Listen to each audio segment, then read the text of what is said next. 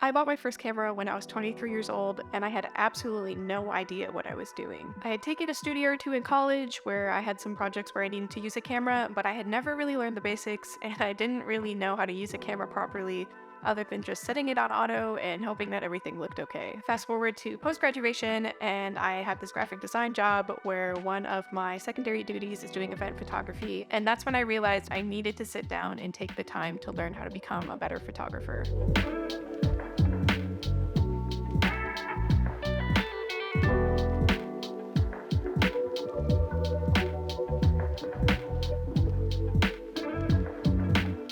Shutter speed, ISO, aperture, rule of thirds. As someone who had never used a camera before, all of these terms were very unfamiliar to me. In the beginning, it felt like I would never really learn how all of these things work together, and even still sometimes now, I find myself putting my camera in the wrong settings. The best suggestion that I can give is just to go out and take some photos. They're not all going to look great, they're not all going to be properly exposed, and they're not all going to have great composition. As you do this, you're going to start noticing things in your pictures that you look at, you go, I think that's right.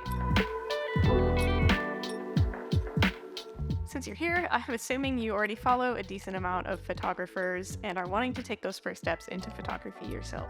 Watch their videos and study the photos that they're posting. What kind of style photography are they shooting in?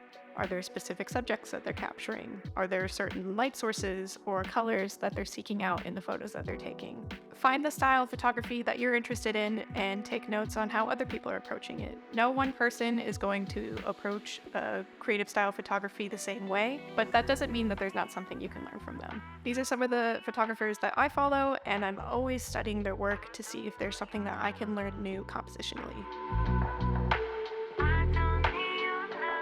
I am no different than anyone else when it comes to being drawn to the super nice, super new cameras that are being released. Anytime I see a video on the Ricoh GR3, Sony FX30, or any of the Fujifilm X series lineup, I'm always wishing that I had one of those cameras. And that's not to say that those are bad cameras, those are great cameras, but just because they are great doesn't mean that any other camera that you buy is bad.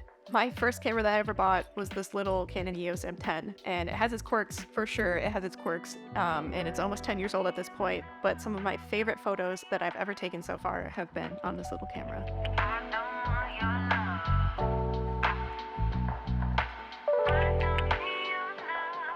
I bought this camera for $120 used, and compared to some of the cheaper new cameras that are being released nowadays, it is extremely budget-friendly and almost unfair to compare the two. If you have the money to go and buy a newer camera, do it. If that's the kind of camera you want and it's in your budget, absolutely go for it. But if you have a stricter budget or you're afraid that you're going to have buyer's remorse because you're not sure how much you'll use the camera, go on places like eBay or MPB or Facebook Marketplace and find someone who's selling one of their older cameras for a good deal and buy that instead. There's always going to be an opportunity in the future to upgrade to a newer camera body. So if you start cheap and you work your way up, you can invest in good lenses that you can continue using as you upgrade your camera body.